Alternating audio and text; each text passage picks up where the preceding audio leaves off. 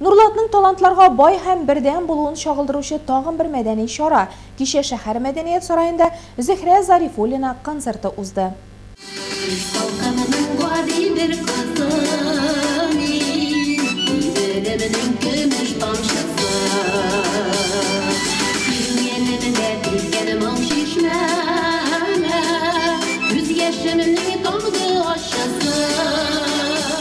Эш дисте ел дәвамында койда гына чыгыш ясарга туры килми аңа.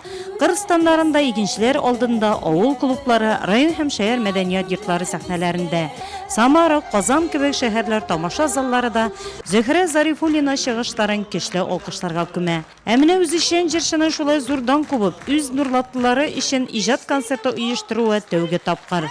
Кәкре Отау авылы кызы Зөһрәнең бар тормышы, авыр чагында уңышлы этабыда шушы тамашачылары күз алдында уза.